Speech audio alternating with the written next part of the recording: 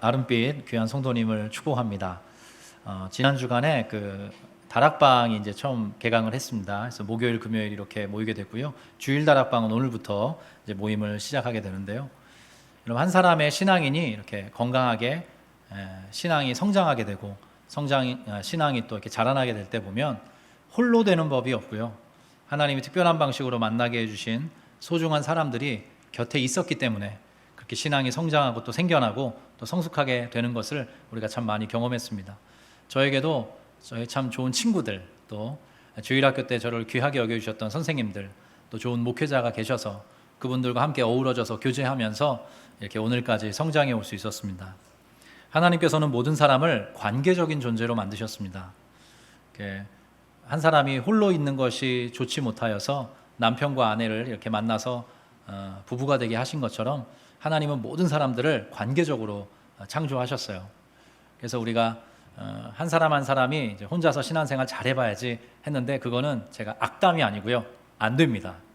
될 수가 없어요. 왜냐하면 하나님이 그런 식으로 설계하지 않으셨기 때문이에요. 물론 이제 부부께서, 제가 조심스럽지만 부부께서 건강하게 이제 신앙 안에서 하나 되시면 그것으로도 충분하게 어느 정도는 공동체로서의 힘을 이제 우리가 누리게 돼요. 그래서 저는 이제 그것을 놓고 좀 많이 기도하게 하는데, 여하튼 우리가 위로는 하나님을 섬기고 또 하나님과 교제하면서 옆으로는 많은 공동체 지체들과 함께 교제하면서 살아가도록 하나님이 그렇게 안배하셨습니다. 그래서 그 길을 따라 우리가 가게 될 때 이 모든 관계적인 축복 속에서 우리를 어떻게 이렇게 이끌어 가시는지 시간이 많이 지났을 때 이제 보아 알게 되는 것이죠.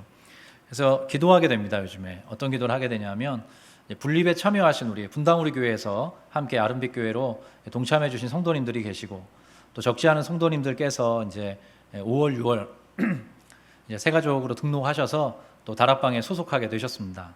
제가 이제 한 분 한 분 다 만나봤어요. 근데 사실 옳고 그름의 차원은 아니고 다 다르시더라고요. 그렇지 않습니까? 순장님도 다르고 다락방 순원들도 다 달라요. 그리고 분당우리 교회에서 함께 분립에 이제 합류하셔서 오신 분도 계시고, 또 각 교회에서 또 여러 가지 형편과 처지 속에서 고민하시고 또 기도하시다가 또 아름빛 교회에 걸음을 옮기신 분들도 계시고, 그래서 교회마다 색깔이 다르고 사람마다 성향이 다르고 또 기질도 다르고 또 걸어왔던 신앙의 여정도 다 다릅니다. 하나님께서 그 모든 다름을 하나님의 큰 품으로 안아주시기를 기도하게 되더라고요. 하나님께서 사랑의 울타리로 모든 다락방을 묶어주시고, 또 혹 지금 상황 때문에 다락방 교제가 좀 힘드신 분들이 계시다면 또 하나님이 특별한 방식으로 우리 아름빛 교회에서 홀로 신앙생활하지 않고 무언가 의미 있고 또 가치롭게 못 지체들과 성도들과 함께 교제하면서 신앙이 이렇게 성장해 갈 수 있게 되기를 기도하게 되었습니다. 성경에 보면 이 하나됨에 대해서 하나님이 끊임없이 강조하세요. 에베소서에 보면 성령이 하나 되게 하신 것을 힘써 지키라, 이런 말씀이 있어요. 그게 얼마나 중요한지, 성령이 하나 되게 하셨느냐, 그러면 그건 너희가 힘써 지키며 살아가야 된다, 그렇게 권면하고 있고요. 빌립보서에 보면 4번에 걸쳐서 강조를 하고 있어요. 너희 공동체들이여 마음을 같이 하고 뜻을 합하여 같은 사랑을 가지고 한 마음을 품어 너희 나아가도록 해라. 이렇게 성경이, 사도 바울이 특별히 첫 번째 개척했던 교회거든요. 빌립보 교회라는 곳이. 그렇게 마음을 같이 하여 뜻을 합하여 같은 사랑을 가지고 한 마음을 품어 너희 살아가도록 해라, 공동체로 걸어가도록 해라, 그렇게 권면해주고 있어요. 그래서 바라기로는 우리 아름빛 교회가 그러한 은혜를 흡족하게 누리면서 함께 성장해가는 믿음의 성장을 우리 모든 성도들이 경험하시는 그런 믿음의 공동체가 되었으면 좋겠습니다. 그리고 사실은 제가 이제 부부관계에 대해서 잠깐 말씀드리면, 창세기에 보면 하나님께서 남자가 부모를 떠나 아내와 합하여야 한다, 이렇게 기록하고 있죠. 합하여야 한다. 근데 그게 한번 따라해 볼까요? 히브리어인데 다바크. 남자가 부모를 떠나 아내와 이제 합하여야 한다. 그게 이제 부부가 되는 것이죠. 근데 그 다바크라는 말이 이제 합하다, 연합하다라고 되어 있는데 거기에서 파생된 말이 접착제라는 말입니다. 놀랍게도 남편과 아내 다릅니까? 같습니까? 부부들 많으시잖아요. 대답을 해도 되나 이런 분위기인데, 여러분 다르세요? 같으세요? 달라도?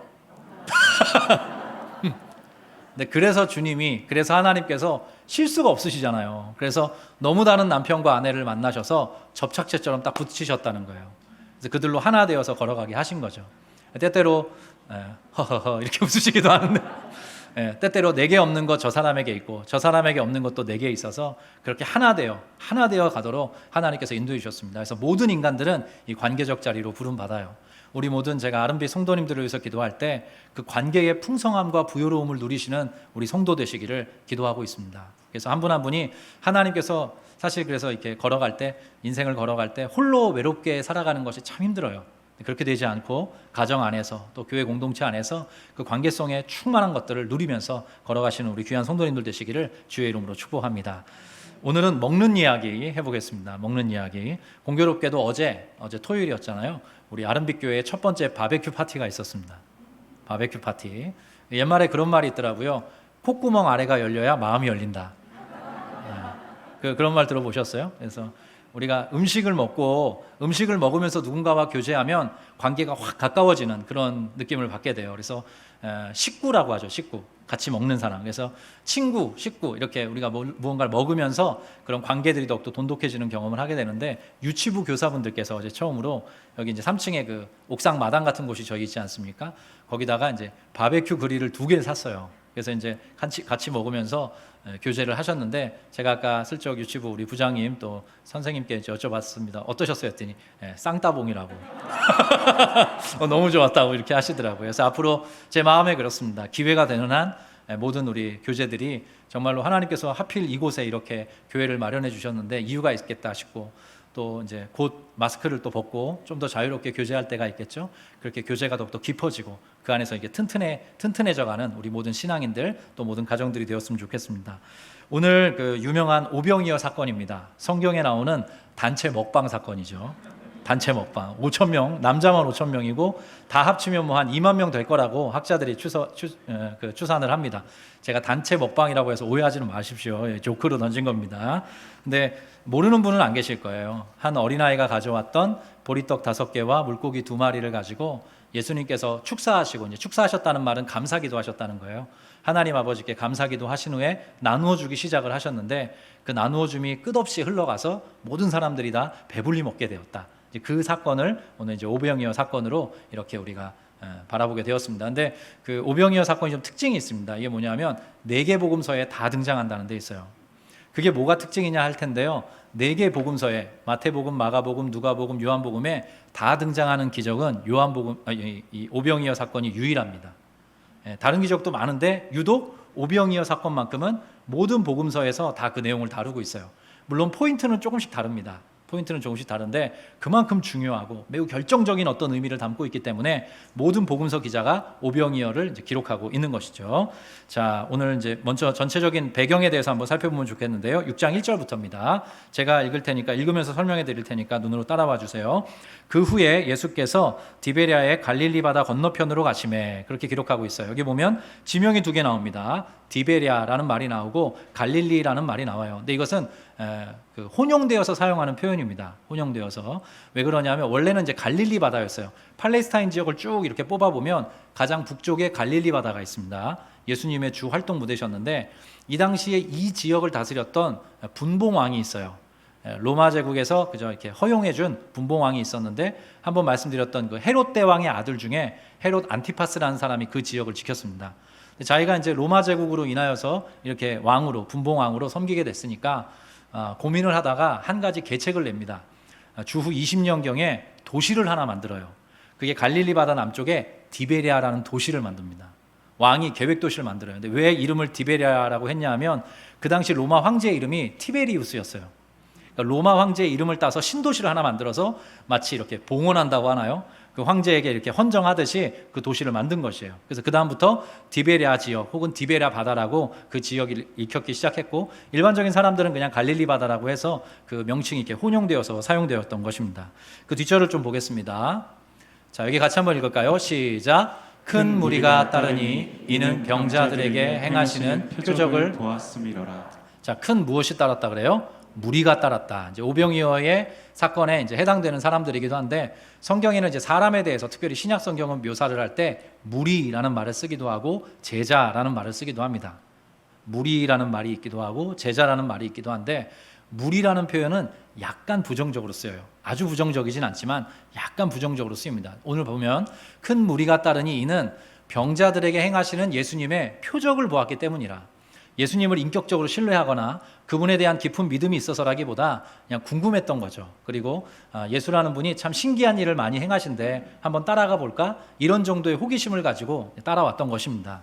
그래서 아까 말씀드린 무리와 또 다른 표현이 뭐가 등장한다 그랬죠? 제자. 그래서 우리 예수님께서는 또 우리 하나님께서는 우리 모든 한 분 한 분께서 예수님의 제자로 살아가기를 부탁하십니다. 우리가 나중에 살펴보겠지만 요한복음 15장에 보면 이런 말씀이 등장해요. 나는 참 포도나무요 너희는 가지니 저가 내 안에 내가 저 안에 있으면 이 사람은 과실을 많이 맺는다. 이렇게 말씀하세요. 무리로 머물러 있지 않고 예수가 누구인지를 알고 그분과 진실한 교제를 나누면서 그분과 사랑의 교제를 나누면서 열매 맺는 성도로 살아가기를 하나님이 요구하십니다. 그래서 무리로 머물러 있지 마시고 예수의 제자로 살아가시기를 이 시간 이 말씀에 근거해서 여러분들에게 축복의 말씀 드립니다. 자, 그 다음 절 한번 보겠습니다. 예수께서 시작. 예수께서 산에 오르사 제자들과 함께 거기 앉으시니. 예수께서 산에 오르셨다는 말씀이 등장해요. 근데 이 3절을 요게 3절인데요. 3절을 빼도 문맥은 상관이 없어요. 근데 굳이 이 요한복음의 기자가 이 말씀을 이렇게 기록한 이유가 있습니다. 자, 산에 오르셨다는 것은요. 첫 번째로 권위의 상징이에요. 산이라는 건 이제 권위를 드러내주는 높은 곳 상징인데, 그래서 마태복음에도 보면 산상수훈이라는 게 등장하지 않습니까? 예수께서 산에 오르시니 제자들이 나온지라 입을 열어 가르쳐 가라사대 심령이 가난한 자는 이렇게 나옵니다. 그래서 거기에 보면 이제 권위를 나타내기도 하고, 또 하나는 이제 모세도 십계명을 어떤 산에서 받죠, 여러분? 시내 산에서 받습니다. 그러니까 뭔가 하나님의 말씀이 나누어지는 곳, 하나님의 말씀이 전파되는 곳이 바로 산입니다. 그래서 예수님께서 산에 오르사 제자들과 함께 거기 어떻게 하셨대요? 앉으시니. 자, 굳이 이렇게 또 저와 여러분도 지금 다 저는 서 있네요. 여러분들 이렇게 다 앉아 계신데 그냥 앉으시니라는 상태를 묘사한 게 아니라 성경에서 앉다라는 표현은 좀 의미를 담고 있습니다. 뭐냐면 왕 혹은 재판자 혹은 주권자가 이제 앉는다라는 표현으로 제시되고 있어요. 왕, 재판자 혹은 주권자에 대해서 이제 앉다 이렇게 표현을 하고 있어요. 그러니까 예수님께서 왕으로서 어떤 주권자로서 어떤 일을 지금 행하실 것이다 라는 것을 이렇게 그림 언어로 보여주고 있는 것이죠. 자, 그 다음 절입니다. 같이 한번 읽겠습니다. 시작. 마침 유대인의 명절인 유월절이 가까운지라. 자, 마침 유대인의 명절인 유월절이 가까운지라.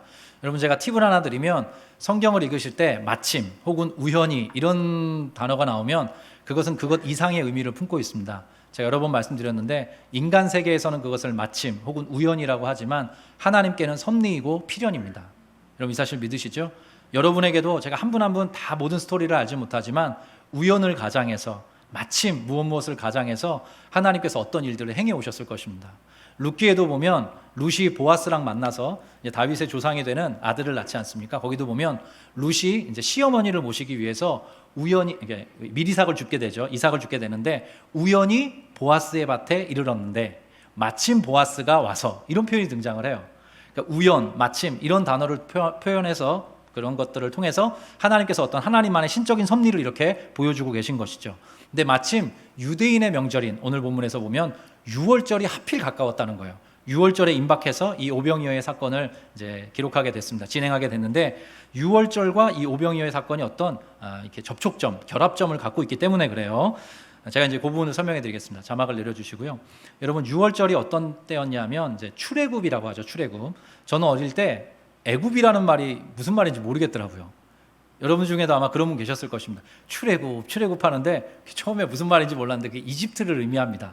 혹시 아직도 모르시는 분이 계실까 봐 제가 친절하게 설명을 해드렸습니다. 이제 한자로 이렇게 옮기면서 옛날 성경으로 옮기면서 애굽이라고 했는데 이집트를 말합니다.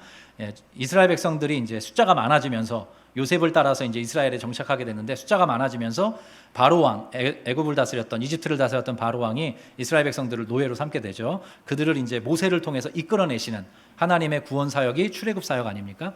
근데 이제 그 유월절이 언제였냐면 바로 출애굽 사건과 관련이 있습니다. 하나님께서 이제 이집트 땅에 10가지 재앙을 내리시는데 그 중에 마지막 재앙이 여러분 잘 아시는 장자의 죽음이에요. 그래서 모든 이집트 땅에 있는 애굽 땅에 있는 장자들이 다 죽습니다. 근데 그때 이스라엘 백성들에게만 피할 길을 내어주시죠. 그 피할 길은 무엇이냐면 흠없는 어린 양을 하나 잡아서 그 어린 양의 피를 문설주와 문 임방에 바르는 것입니다. 문설주와 문 임방에 바르면 죽음의 사자가 넘어가게 된다. 패스 오버다. 그래서 이제 유월, 넘어선다는 뜻이에요. 유월절이 된 것이죠. 그래서 유월절에는 특징적인 어떤 행동을 해야 됩니다. 그건 뭐냐면 양고기를 먹어야 돼요. 양고기를 먹어야 되고, 또 하나 또 뭘 먹냐면 떡을 먹게 되어 있습니다. 떡을 먹게 되어 있어요. 놀랍게도 오늘 오병이어 사건인데 6월절에도, 구약 성경에 나오는 6월절에도 양고기와 함께 떡을 먹었습니다. 뭔가 떡과 관련된 지금 스토리가 이제 이어지고 있다라는 것을 알게 되는데요. 자, 그래서 이제 6월절을 통해서 이스라엘 백성들이 이제 애굽을 빠져나오죠. 그리고 그들은 이제 광야 생활을 하게 됩니다. 총 몇십 년 하죠? 40년간 광야 생활을 해요. 근데 광야라는 곳은 먹을 것도 없고 마실 것도 없는 척박한 땅인데 하나님께서 그 이스라엘 백성들을 먹이고 또 마시게 하시죠. 근데 무엇으로 먹이시죠, 여러분? 예, 만나. 잘 알고 계십니다. 여러분, 만나가 어떤 뜻인지 알고 계세요? 만나라는 이름의 뜻? 이게 뭐냐? 알고 계시네. 이게 뭐냐입니다. 이게 뭐야? 라는 뜻이에요. 만나가 하나님께서 내려주신 열매였거든요. 그 열매를 가지고 때로 과자를 만들어 먹고 빵을 만들어 먹기도 했어요. 하나님께서 매일매일 이스라엘 백성들에게 만나를 내려주셨습니다. 그 본문을 한번 살펴보면 좋겠습니다. 민수기 11장 말씀인데요. 여러분이 한번 읽어주세요. 시작. 이스라엘 백성은 돌아다니며 그것을 거두어 맷돌에 갈거나 절구에 넣고 빻아서 쪄서 먹기도 하고 과자를 만들어 먹기도 했는데 그 맛은 기름에 튀긴 과자 맛이었다. 이 만나는 밤에 이슬과 함께 진영에 내렸다. 자, 이 만나가 매일 밤 이슬과 함께 진영에 내렸습니다. 하나님께서 내려주신 것이죠. 여러분 잘 아시다시피 그 안식일 전에는 이틀분을 주셨습니다. 안식일을 지키도록. 그래서 매일매일 하루치씩 이 만나를 내려주시고 금요일에, 우리식으로 말하면 금요일에 이틀분을 주셔서 토요일 안식일을 지키게 하셨어요. 그래서 이것과 관련되어 있는 게 바로 6월절이고, 6월절은 자연스럽게 출애굽 광야 생활로 이어지고, 이 모든 것들을 아우르셔서 오늘 오병이어의 기적과 이게 어떤 접촉점을 갖고 있다, 성경이 그렇게 안내를 해주고 있는 것입니다. 그래서 이 오병이어의 기적 이후에 예수님께서 이 모든 스토리를 가지고 해석을 해주세요. 해서 그 부분을 한번 살펴보면 좋겠는데요. 먼저 이렇게 제가 설명해 드리겠습니다. 아까 우리가 방금 읽어봤던 만나는 우리 한번 따라해 볼까요? 예표론. 예표론이라는 말이 있어요. 신학의 용어인데요. 예수 그리스도를 미리 보여준다는 뜻입니다. 예수 그리스도가 누구인지를 미리 보여준다는 뜻인데, 그게 만나도 그러합니다. 만나에 감춰져 있는, 만나라는 건 매일매일 하나님께서 내려주신 양식이었는데, 그게 바로 예수님을 어떤 식으로 미리 보여준다는 의미예요. 예표적인 성격을 띠고 있습니다. 예수님이 그래서 그것을 이렇게 해석을 해주세요. 요한복음 6장 31절인데 제가 읽을 테니까 눈으로 따라봐 주십시오. 기록된 바 하늘에서 그들에게 떡을 주어 먹게 하였다 함과 같이 우리 조상들은, 유대인들의 조상이죠, 조상들은 광야에서 만나를 먹었나이다. 예수께서 이르시되 내가 진실로 진실로 너희에게 이르노니 모세가 너희에게 하늘로부터 떡을 준 것이 아니라 내 아버지께서 너희에게 하늘로부터 참떡을 주시나니 하나님의 떡은 하늘에서 내려 세상에 생명을 주는 것이니라. 거기까지만 잠깐 끊어볼게요. 그러니까 이 출애굽한 이스라엘 백성들이 광야 생활을 할 때 만나를 하나님께서 내려주셨지 않습니까? 그게 모세가 내려준 것이 아니라 하나님께서 내려주신 것이고, 하나님은 모든 인생들에게 하늘로부터 내려오는 생명의 떡, 세상에 생명을 주는 그 떡을 주기를 원하신다, 그 말씀을 하시는 겁니다. 이어서 그들이 이렇게 이야기합니다. 그들이 이르되 주여 이 떡을 항상 우리에게 주소서, 이렇게 이야기를 해요. 그랬더니 예수께서 이르시되, 여기 같이 읽겠습니다. 시작. 나는 생명의 떡이니 내게 오는 자는 결코 줄이지 아니할 터니요 나를 믿는 자는 영원히 목마르지 아니하리라. 자, 나를 먹는 자는 결코 줄이지 않을 것이다. 그리고 내게 오는 자는 결코 목마르지 않을 것이다. 이렇게 이야기를 하세요. 그러면서 예수님 자신을 지금 무엇이라고 이야기하죠? 생명의 떡이다. 너희들이 구약의 모든 성경을 통해서, 그 역사를 통해서 알고 있는 그 만나가 사실은 나를 보여주는 뜻이, 나를 보여주는 그림 언어야.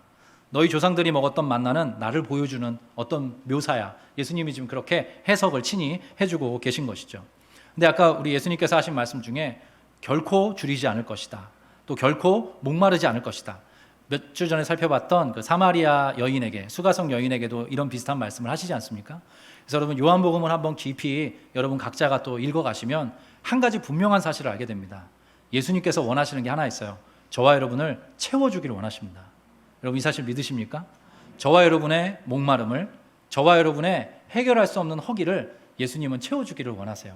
그래서 이 땅 가운데 오셨고 저와 여러분에게 그 예수님의 생명을 나누어 흘려보내주시는 아주 아름답고 귀한 주님이신 것입니다.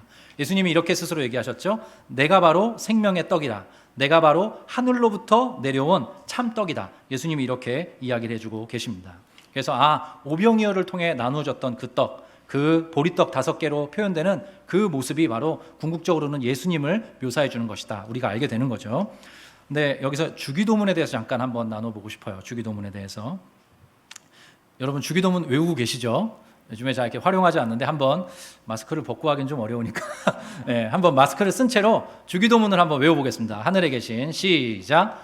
하늘에 계신 우리 아버지여 이름이 거룩히 여김을 받으시오며 나라의 임하옵시며 뜻이 하늘에서 이룬 것 같이 땅에서도 이루어지이다. 오늘날 우리에게 일용할 양식을 자 거기까지만 하겠습니다. 오늘 우리에게 무엇을 달라고 기도하라고 주님이 가르쳐 주셨어요? 일용할 양식을 달라고 기도하라고 가르쳐 주셨습니다. 우리에게는 매일의 양식이 필요합니다. 매일의 떡이 필요해요. 예수님께서 그 기도를 주님 가르쳐 주신 기도 주기도문에 포함시키셨습니다.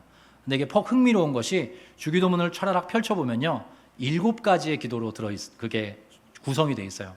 주기도문은 7가지 간구로 채워져 있습니다. 근데 그 중에 한가운데 4번째에 바로 오늘 우리에게 일용할 양식을 주십시오. 이 기도가 들어있어요. 여러분 놀랍지 않습니까? 주기도문의 핵심이 이 기도인 것입니다. 주기도문의 핵심이 이 기도예요. 왜 그러냐면 우리가 구하는 일용할 양식이라는 것은 우리의 아주 물리적인 실질적인 필요임과 동시에 우리의 그 영원히 해결되지 않는 허기를 채워주시는 예수님을 구하는 기도이기 때문에 그렇습니다. 여러분 이 사실 믿으십니까? 예수님께서 생명의 떡이십니다. 예수님께서 그래서 우리에게는 예수님이 매일 필요합니다. 우리가 하나님 오늘 우리에게 일용할 양식을 주십시오 라고 기도하는 것은 하나님 나와 우리 가정의 실질적인 필요를 채워주십시오. 그러나 동시에 저는 예수 없이 하루도 살아갈 수 없습니다. 저는 제게 오신 생명의 떡 예수 없이는 단 하루도 그 허기를 채울 수 없는 그런 사람입니다. 그 고백이 바로 이 주기도문 안에 들어가 있는 것이죠. 여러분 예수 안에 있을 때 우리 채움받을 수 있습니다. 여러분 이 사실 기억하시면 좋겠습니다. 그래서 제가 아까 예배를 시작하면서 광고 시간에 예수님 만나고 돌아가십시오 이렇게 인사를 나누게 했던 이유가 거기에 있습니다. 저는 제가 목회자로서 이 자리에 설 때마다 간절히 기도합니다. 아마 제 설교를 벌써 몇 주 들으시면 이렇게 파악하신 분 계실 거예요. 저는 이렇게 사십시오 저렇게 사십시오 이런 말 잘 못합니다. 제가 만난 주님 그런 분 아니시더라고요. 그저 저에게 하나님 예수가 누구인지를 보여주시더라고요. 그리고 그 예수님을 만나면 각자의 삶에 각자의 지평에 맞게 그 인생이 해소되고 해석되는 것 경험하게 하시더라고요. 목마름이 해결되고 배고픔이 해결되는 것 경험하게 하시더라고요. 저에게 예수님이 그런 분이시기 때문에 예수가 누구인지를 여러분에게 소개해드리고 싶은 것입니다. 그 예수 그리스도로 말미암아 여러분의 모든 목마름과 허기가 해결받는 은혜 누리셨으면 좋겠습니다. 또 한 가지 중요한 성경의 비밀이 있는데요. 예수님께서 어느 동네에서 태어나시죠? 베들레헴이라는 곳에서 태어납니다. 베들레헴, 예수님이 태어나신 곳인데요. 베들레헴이라는 말이 합성어입니다. 합성어인데 베이트라는 말과 레헴의 합성어예요. 그래서 베이트레헴 해서 베들레헴이라고 부릅니다. 근데 제가 지난주에 말씀드렸죠. 베이트라는 게 무슨 말이라 그랬죠? 집입니다. 집. 그 다음에 레헴이라는 말이 방금 말씀하신 것처럼 떡이란 뜻이에요. 놀랍게도 하나님께서 이 땅 가운데 보내주신 생명의 떡 예수 그리스도께서는 떡집에서 태어나신 분이십니다. 네, 모르셨죠? 네. 그래서 아마 한 번씩 들으신 분도 계실 거예요. 이게 얼마나 놀랍습니까?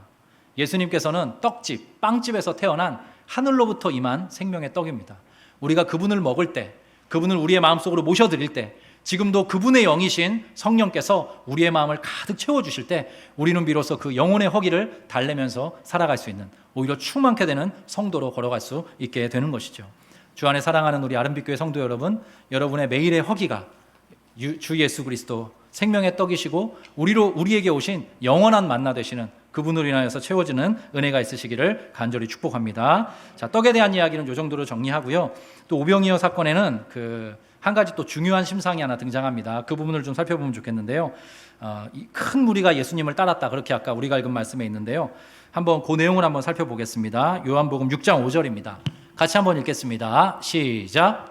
예수께서 눈을 들어 큰 무리가 자기에게로 오는 것을 보시고 빌립에게 이르시되 우리가 어디서 떡을 사서 이 사람들을 먹이겠느냐 하시니. 자, 예수께서 눈을 들어 무리를 보셨다. 큰 무리를 보셨다 말씀하셨어요. 큰 무리가 자기에게로 오는 것을 보셨다 이렇게 말씀하시는데요. 지난주 설교에도 제가 이 보심에 대해서 말씀드렸던 기억이 있습니다. 성경에는 예수님의 보심, 하나님의 보심, 하나님의 주목하심 이런 표현이 많이 등장해요. 여기서 우리가 잠깐 멈춰서게 됩니다. 이렇게 정리해 볼 수 있어요. 저와 여러분이 하나님을 바라보지 않더라도 하나님은 저와 여러분을 바라보시는 분이십니다. 여러분 이 사실 믿으시죠? 우리도 이제 신앙인이라는 이름으로 살아가지만 늘 우리가 주님께 시선을 고정하고 살아가지는 못합니다. 근데 예수님께서는 저와 여러분을 향한 시선을 거두는 분이 아니세요. 언제까지나 우리를 주목하시고 우리를 놀라운 사랑으로 바라보시는 분이세요. 제가 저희 집에 이제 아들이 셋인데 애들이 요즘에 이제 점점 커가니까 이제 남자가 돼가는 거죠.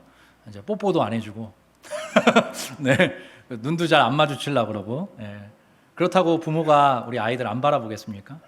제가 확인하게 된 게 있는데 우리 아이들이 부모를 바라보는 것보다 부모가 아이들을 더 많이 바라보게 되더라고요. 여러분 그렇지 않습니까? 그와 같습니다. 주님께서 우리를 바라보시고 우리의 진짜 필요가 무엇인지를 헤아려 보시는 그런 주님이세요. 예수님의 그런 보심은 그의 형편, 그의 처지, 그의 상황을 아울러서 살펴주신다, 헤아려 주신다는 의미인데요. 다른 공관 복음서, 오병이어 기적이 모든 복음서에 다 나온다고 말씀드렸는데 마가복음에는 이렇게 기록하고 있습니다. 오늘의 내용을 이런 식으로 말씀하고 있어요. 제가 읽겠습니다. 예수께서 나오사 큰 무리를 보시고, 똑같은 맥락이죠. 큰 무리를 보시고, 여기는 같이 읽겠습니다. 시작. 그 목자 없는 양 같음으로 인하여 불쌍히 여기사 이에 여러 가지로 가르치시더라. 자, 어떤 존재? 그 목자 없는 양 같음으로 인하여서 불쌍히 여기셨다, 이렇게 기록하고 있어요. 여기 불쌍히 여기신다는 말씀이, 그 단어가 바로 제가 지난주에 말씀드렸던 스플랑크 니조마이, 모원단장의 그 마음입니다. 정확히 그 단어가 쓰여 있어요. 유리방황하는 그 많은 영혼들을 보면서 예수님께서 불쌍히 여기셨대요. 그 무리들을 보면서. 근데 왜 불쌍했느냐? 목자가 없는 양과 같이 느껴졌기 때문입니다. 목자가 없는 양과 같이 느껴졌기 때문에. 자, 목자가 없는 양은 이래요. 위험에 처해 있고요, 불안합니다. 돌봐주는 이가 없고, 그리고 인도해주는 이가 없어요. 그게 목자 없는 양의 속성인데, 바로 우리 여기 등장하는 모든 무리가, 또 우리 모든 인생들이 그런 목자 없는 양과 같이 걸어가고 있다. 그것을 보시면서 예수님께서 지금 불쌍히 여기셨다, 긍휼히 여기셨다, 모원단장의 심정으로 그들을 바라보셨다, 그렇게 이야기를 하고 계시는 거죠.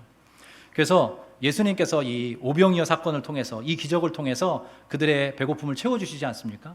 그것은 단지 물리적인 배고픔을 배부름으로 만들어주는 그 이상의 의미를 담고 있습니다. 우리 영혼의 본질적인 허기죠. 그것을 헤아려 보시고 그것을 채워주는 존재로 예수님께서 다가가 주시는 거예요. 그래서 목자 없는 우리에게 목자가 되어주시려고, 목자 없는 우리에게, 그렇게 유리방황하며 외롭게 고달프게 살아가는 우리에게 예수님께서 목자가 되어주시려고 바로 이 기적들을 나타내 주시고, 또 예수님께서 그 모든 삶을 살아내신 것입니다. 제가 그 실존주의라는 말에 대해서 잠깐 말씀을 드리려고 해요. 실존주의라는 말 한 번씩 다 들어보셨을 것입니다. 20세기 초반의 철학의 사조였어요. 근데 그 내용을 다 말씀드리기는, 저도 그쪽에는 좀 전문가가 아니어서. 근데 실존주의가 그 주창하는 바가 이렇습니다. 모든 인간들은 절대적인 소외와 고독을 안고 살아간다는 거예요. 그리고 그것이 모든 인간의 현실이니 그것을 받아들이도록 해라, 이것을 가르쳐줘요. 부분적으로는 맞지만 부분적으로는 틀립니다. 모든 인간들은 절대적인 고독과 소외를 갖고 살아가죠. 그래서 부부가 되어도 외롭습니다. 가정에 있어도 외로울 때가 있어요. 왜냐하면 인간의 그 본질적인 허기를, 그 본질적인 어떤 뻥 뚫린 마음을 채워줄 존재가 이 세상에는 없기 때문에 그렇습니다. 그러나 있습니다. 누구시죠? 예수 그리스도세요. 예수 그리스도를 만나면 그 본질적인 아주 깊고 진한 그 외로움과 고독이 사라지게 됩니다. 예수께서 우리의 목자가 되어주시고, 예수께서 우리의 친구가 되어주시고, 예수께서 우리를 사랑으로 안아주시고, 예수께서 우리를 영원토록 용납해 주시면 비로소 한 인간이 갖고 있는 그 영원한 소외, 고독, 언제 끝날지 모르는 그 슬픔들이 그리스도 예수 안에서 해소되게 되는 것입니다. 그래서 목자 없는 양과 같이 불쌍히 걸어가고 있는 그들을 바라보면서 예수님께서 이 오병이어 사건을 통해서 목자가 되어주시겠다, 그런 말씀을 해주시는 거죠. 그래서 이러한 표현이 요한복음에 등장합니다. 요한복음 6장 9절의 말씀인데요, 같이 한번 읽어보겠습니다. 시작. 여기 한 아이가 있어 보리떡 5개와 물고기 2마리를 가지고 있나이다. 그러나 그것이 이 많은 사람에게 얼마나 되겠사옵나이까. 예수께서 이르시되 이 사람들로 앉게 하라 하시니 그곳에 잔디가 많은지라. 거의 끊겠습니다. 그곳에 무엇이 많았다 그래요? 잔디가 많은지라. 자, 이것이 의도적인 표현입니다. 저와 여러분에게 모든 인생 가운데 찾아오셔서 목자 없는 양과 같이 살아가던 그들 불쌍히 여기시고 목자가 되어주시겠다 말씀하시는 예수님을 이렇게 묘사하고 있습니다. 잔디가 많은 곳, 여호와는 나의 목자시니 내게 부족함이 없으리로다. 그가 나를 푸른 풀밭, 쉴만한 물가로 늘 인도해 주시는도다. 그것이 우리 모든 성도들의 고백 아닙니까? 예수께서 잔디가 많은 곳에서 저와 여러분 먹여주시겠다, 그렇게 약속해주고 계신 것이죠. 그래서 오병이어의 기적은 사실은 이때의 기적이기도 하지만 제가 목회자로서 기도하게 됩니다. 우리 한 분 한 분 주님께서 채워주시기를 기도하게 돼요. 한 분 한 분의 목마름을, 실질적인 필요를, 일용할 양식을 하나님께서 하늘로부터 예수 그리스도 안에서 공급해 주시기를 간절히 바라고 소원하게 됩니다. 제 삶에 되게 특별한 좀 일이 하나 있었어요. 이것도 참 우연을 가장한 좀 하나님의 특별한 선물과 같은 일이었는데 잠깐 나눠드리고 싶습니다. 제가 총신대학교에 27살에 총신대학교 1학년에서 공부를 하게 됐습니다. 그래서 그때 바로 이제 사역을 하거나 하진 않아서 한 달에 20만 원 저희 부모님께 생활비를 받아서 공부를 했어요. 근데 20만 원에서 쪼개서 교통비를 써야 되고 가끔 밥도 사 먹어야 되고 무엇보다 책을 좀 많이 사보게 됐어요. 그러니까 이제 한 달에 20만 원으로 이게 사실 좀 뻑뻑했습니다. 쉽지 않았어요. 2학년 가을 중간고사 기간이었던 걸로 기억이 되는데 과제가 있어서 책을 한 권 사고 났더니 주머니에 600원이 남더라고요. 총신대학교에 가면 에덴 동산이라는 곳이 있어요. 조그만한 이렇게 약간 벤치 몇 개 놓은 이렇게 약간 공원 같은 곳을 총신대학교 사당동에 이렇게 마련해 놨는데 에덴 동산이라는 곳이 있어요. 그래서 제가 그 600원으로 밥은 먹어야겠고 초코우유를 하나 샀습니다. 그래서 그걸 들고 에덴 동산 벤치에 앉았어요. 물론 하나님께 감사한 부분이 컸습니다. 제가 그러한 실패와 후회와 방황을 딛고 다시 신학의 공부를 하게 된 것, 목회자로 부름받아서 공부하게 된 것이 은혜였고 학교에서 저한테 많은 혜택을 주셨거든요. 근데 그 순간의 그 배고픔, 그 순간의 뭔가의 그 허기짐, 그리고 지난 날에 대한 후회, 이런 것들이 막 올라오면서 쪼꼬유를 붙들고 이제 훌쩍거렸죠. 왠지 그런 약간 그 묘한 그런 느낌을 받을 때가 있잖아요. 훅 하고 찾아오는. 근데 갑자기 낯선 번호로 전화가 오는 거예요. 그래서 뭔가 봤더니 신학과 사무실이래요. 잠깐 오라고 하는 겁니다. 그래서 갔더니 신학과 조교, 저는 일면식이 없는 분이었는데 저한테 전화를 하셨더라고요. 그래서 김용윤 학우가 맞으시냐 해서 네 그렇습니다 했더니 이분께서 하시는 말씀이, 오늘 우리 조교께서 내가 이제 그 점심을 먹고 들어오는데 신학과 사무실 앞에 누가 한 요만한 무슨 종이봉투를 놓고 갔다는 거예요.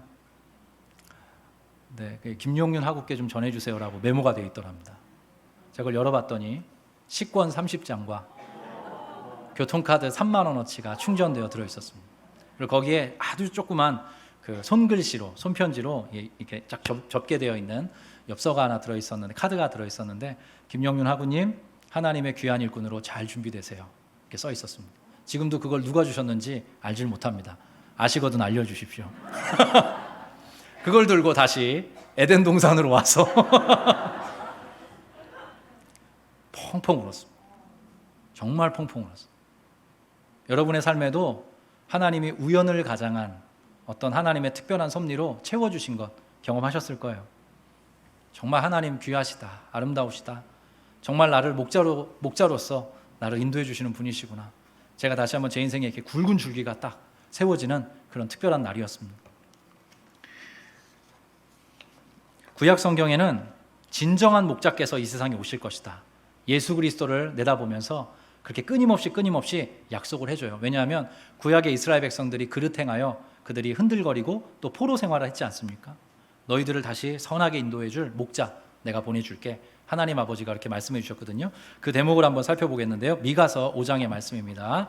같이 한 목소리로 읽겠습니다. 시작. 그가 주님께서 주신 능력을 가지고 그의 하나님이신 주님의 이름이 지닌 그 위엄을 의지하고 서서 그의 때를 먹일 것이다.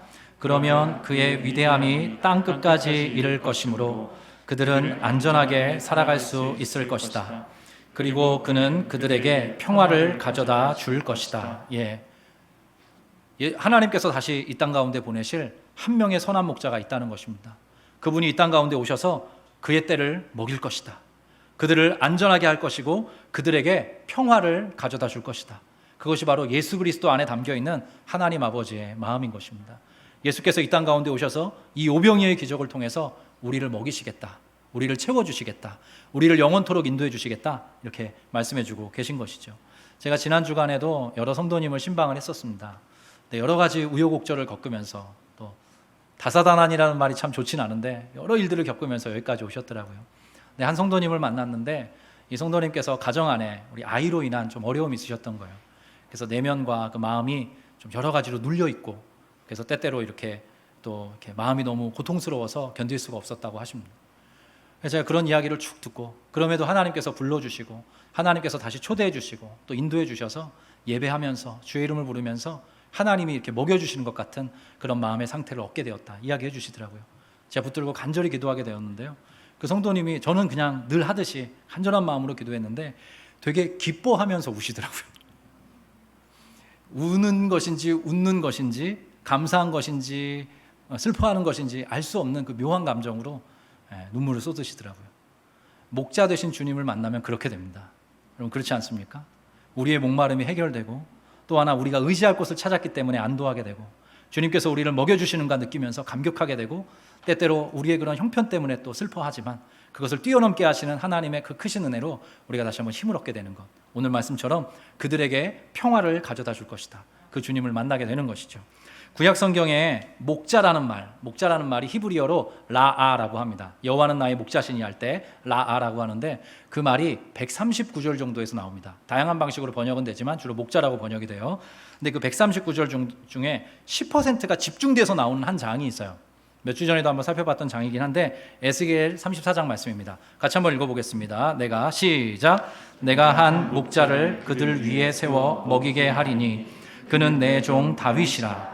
그가 그들을 먹이고 그들의 목자가 될지라. 자, 다윗입니다. 예수님은 그래서 신약 성경이 이렇게 시작되죠. 아브라함과 다윗의 자손 예수 그리스도의 세계라 계보라 이렇게 시작을 해요. 다윗은 특징이 있는데요. 목자이면서 왕이었습니다. 목자이면서 왕이었어요. 예수님도 마찬가지입니다. 예수님은 우리의 왕이시면서 동시에 우리를 먹이시는 선한 목자이십니다. 그래서 구약 성경이 이렇게 알려주고요. 에스겔 34장 말씀 한 번 더 보겠습니다. 시작. 내가 친히 내 양의 목자가 되어 그것들을 누워있게 할지라. 주 여호와의 말씀이니라. 충분히 채워졌기 때문에 쉴 수 있게 되었다는 뜻입니다. 누워있게 할 것이다. 만족하고 그래서 쉬게 되는, 잠을 자게 되는 그 상태를 이렇게 묘사해 주고 있습니다. 주께서 사랑하시는 귀한 아름빛 교회 성도 여러분, 진정한 여러분의 목자 되시는 그 주님 만나며 그분과 교제하며 그분의 울타리 안에서 살아가시는 귀한 성도 되시기를 주의 이름으로 축원합니다. 그때 여러분의 삶 쉼을 얻게 될 것이고 여러분의 삶 그 모든 허기가 달래질 것입니다. 채워질 것입니다. 자, 마지막으로 오늘 오병이어 사건의 결과 그 부분만 한번 살펴보면 좋겠는데요. 6장 11절 이하의 말씀입니다. 같이 한 목소리로 읽겠습니다. 시작.